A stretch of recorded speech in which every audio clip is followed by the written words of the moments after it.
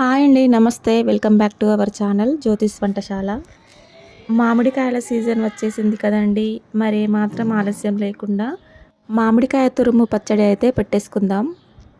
మామిడికాయ పెద్ద ముక్కల ఆవకాయ పచ్చడి పెట్టడానికి ఇంకాస్త టైం పడుతుంది కాబట్టి ఆలోపు మనం ఈ మామిడికాయ తురుము పచ్చడి చేసేద్దాం. ముందుగా అయితే ఈ మామిడికాయ తురుము పచ్చడి చేయడానికి ఇక్కడ నేను 2 పెద్ద సైజు పుల్లటి మామిడికాయలను తీసుకున్నాను. వీటిని ఇప్పుడు వాటర్లో ఒకసారి మంచిగా కడుక్కున్న తర్వాత తడి లేకుండా తుడుచుకొని పెట్టుకోవాలి. నెక్స్ట్ ఈ మామిడికాయలపై ఉన్న తొక్కనంతా ఇలా పీలర్తో పీల్ చేసుకోవాలి. ఈ మామిడికాయ తురుము పచ్చడి చేయడానికి తియ్యటి కాయల కన్నా బాగా పుల్లగా ఉన్న మామిడికాయలతో ఈ తురుము పచ్చడి చేసుకుంటే చాలా టేస్ట్గా ఉంటుంది. చూస్తున్నారు కదండి, ఇలా మామిడికాయలను పీలర్తో పొట్టంతా పీల్ చేసుకున్న తర్వాత వీటిని ఇప్పుడు గ్రేటర్తోనైనా లేదా కొబ్బరి తురుముకునే ఇలాంటి హోల్స్ ఉంటాయి కదండి, ఇలాంటి తురుముకునే దానితోటి ఈ మామిడికాయలను సన్నగా తురుముకోవాలి. మనకి కావాలంటే ఇంకాస్త పెద్ద సైజు ఉండే హోల్స్ వైపుగా కూడా ఈ మామిడికాయలను తురుముకోవచ్చు. నేనైతే ఇక్కడ సన్నగా ఉన్న హోల్స్ వైపు నుండి ఈ మామిడికాయలను ఇలా చూపిస్తున్న విధంగా నేను తీసుకున్న 2 మామిడికాయలను తురుముతున్నాను. మామిడికాయలను ఈ విధంగా సన్నగా తురుముకున్న తర్వాత ఒక కప్పుతో కొలుచుకుంటున్నాను. నేను తీసుకున్న మామిడికాయలకు 2 కప్పుల మామిడి తురుము వచ్చింది. ఈ విధంగా మామిడికాయ తురుముని కొలుచుకొని ఒక మిక్సింగ్ బౌల్లోకి వేసుకొని పక్కన పెట్టుకుంటున్నాను.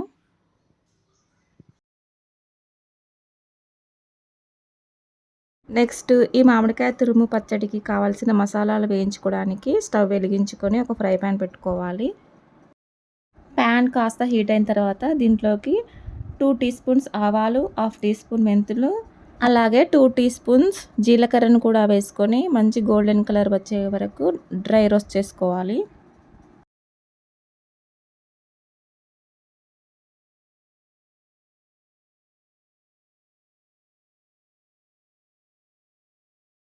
చూస్తున్నారు కదండి, ఇప్పుడు ఇవన్నీ వేగి కాస్త కలర్ చేంజ్ అయ్యి చిటపటమన్నాక ఇక స్టవ్ ఆపేసి ఇలా వేయించుకున్న వాటన్నింటిని ఒక ప్లేట్లోకి వేసుకొని పూర్తిగా చల్లారనివ్వాలి.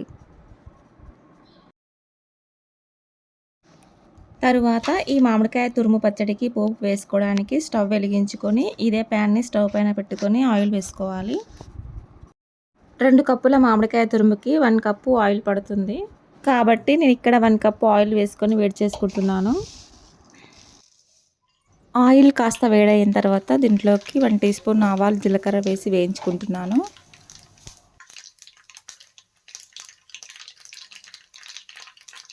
ఆవాలు, జీలకర్ర కాస్త కలర్ చేంజ్ అయిన తర్వాత దీంట్లోకి 4 ఎండుమిర్చిని ఇలా తుంచుకొని వేసుకుంటున్నాను.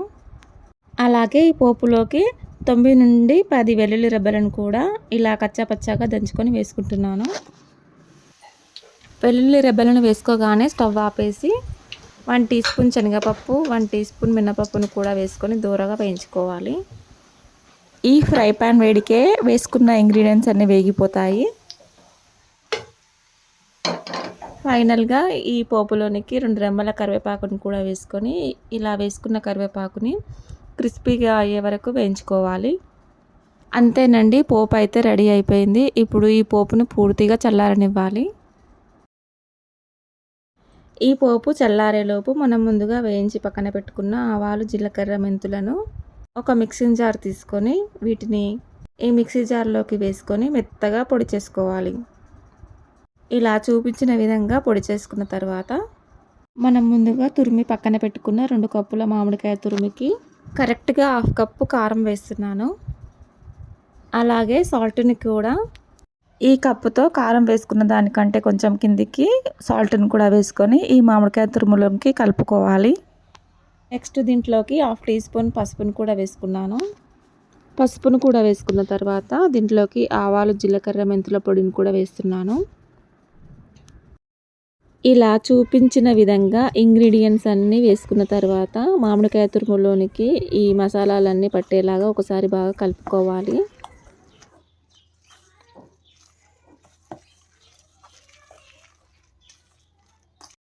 ఈ విధంగా కలుపుకున్న తర్వాత దీంట్లోకి మనం ముందుగా రెడీ చేసి పక్కన పెట్టుకున్న పోపును కూడా పూర్తిగా చల్లారిన తర్వాత మాత్రమే ఈ మామిడికాయ తురుములోనికి వేసి మంచిగా కలుపుకోవాలి.